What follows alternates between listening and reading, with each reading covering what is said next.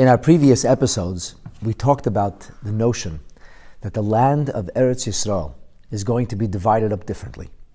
That instead of 12 parcels or territories occupied by 12 Shvatim, which includes the division of the tribe of Yosef into Ephraim and Menashe, here Levi will be restored to his previous status, and the tribe of Levi will have land along with the rest of the Shvatim, the rest of the tribes of Israel.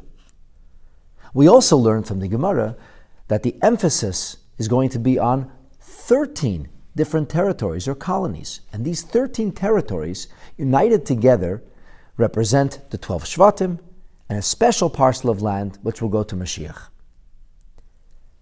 In the episode just prior, we talked about the notion that 13 is the gematria of Echad. And this represents a uniformity amongst the Jewish people. But we don't have a tribe of Levi who are especially dedicated to the service of Hashem, but rather, as the Rebbe pointed out, everybody is doing the same thing. L'yeh esek kol ha'olam. The occupation of the entire world will not be anything other than ladas es Hashem bilvad. The Rebbe further develops this idea. When you look in the Rambam, he follows the notion of everybody's occupation with ladas es Hashem, solely to know God, with the notion that lefichach, therefore, Yiyu Yisrael Chachamim G'dolim, the Jewish people will be very wise. V'yed bin devarim astumim, they will know all of the mysteries and the secrets. V'yasigu das beidam kifikeach ha'adam, they will know the knowledge of God according to the full extent of human potential.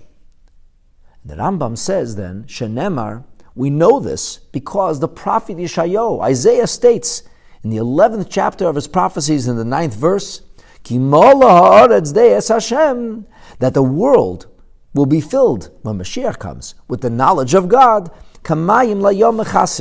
like the oceans cover the ocean bed.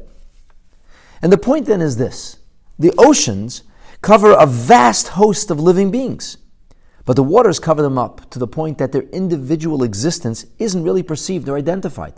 Similarly, in the time of Moshiach, we're talking about a world that will continue to exist with all of its individuality. However, all elements of existence will be permeated and saturated with nothing but the knowledge of God.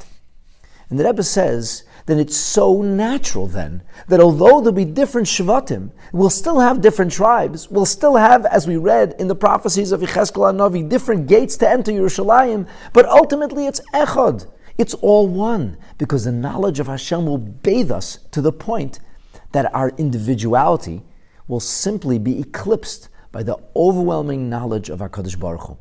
And so Shevet Levi, and Reuven, and Shimon, Yisachar and Zvulun, Yosef and Binyamin, Gad and Asher, Dan and Naphtali, everybody will have their own individual way of serving our Kadosh Baruch Hu, but the differences will simply be imperceptible, because Kamayim Liyam Chasim indicates not only that we'll have an enormous well of knowledge, not only will be able to understand the deepest mysteries, but that there'll be an achdus, a oneness that will envelop all of us with the coming of Mashiach. B'mheira will be Amenu. Amen.